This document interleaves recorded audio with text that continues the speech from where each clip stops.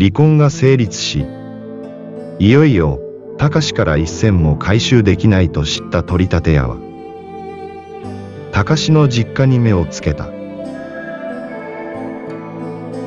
勝手に実家の資産を調べ上げ、売却しなければ屋久島まで取り立てに行くと迫ってきたのだ。高志は清から戒めを受けることを覚悟した上で、すぐに連絡を入れた。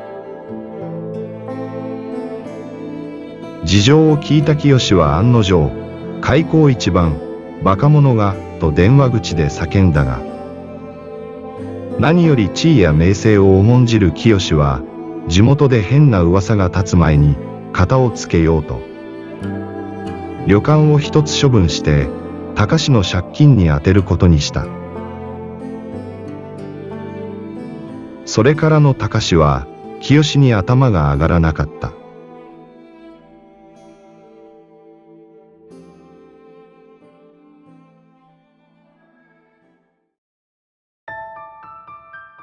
後から事情を知った久美は、ますます行くあてのない高志を一人にはできなかった。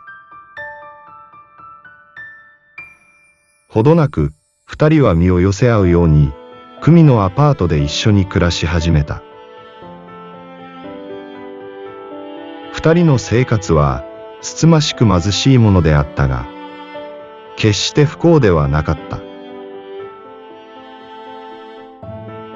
時間ができれば二人でドライブに出かけたり、街に出て映画を見たりと、ささやかな幸せを満喫していた。教養があり、年上で物知りな高志との会話は、久美にとっても楽しい時間であった。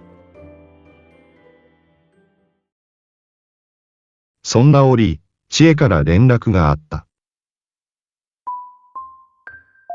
いつもお金を無心する姉だが、なんとか暮らしているから、心配しなくてもいいという連絡だった。久美は、千恵がどうやってお金を工面したのか、不安になった。数日後、久美の食堂に、同級生の山川がひょっこりやってきた。山川は、密かに学生時代から、久美に恋心を抱いていたが、久美はそのことを知らなかった。山川くん、すごい久しぶり。どうしたん？いや、今日は偶然仕事でここに来たんじゃ。久美ちゃんはここで働いとったんか。ほんまに偶然？ああ、偶然じゃ。もしかして、姉さんに聞いたんとちゃうの？いや、聞いとらん。千恵しか知らない自分の居場所へ偶然来たことに、不審を抱いた久美は、山川を問い詰めた。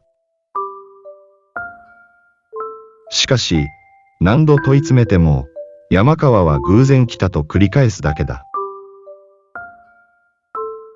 嫌な予感がした久美は、すぐに千恵へ確認を入れた。予感は的中した。姉さん、なんで？いや、久美違うんや。取り立て屋が来とうとき、山川くんがあっちに来たんや。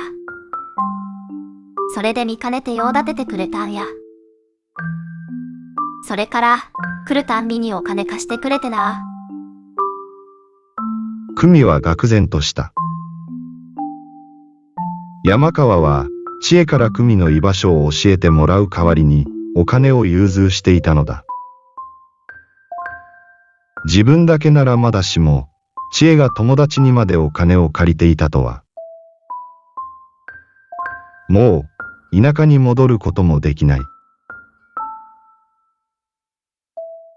久美はこれ以上、山川に迷惑がかからぬよう、再び仕事を掛け持ちすることにした。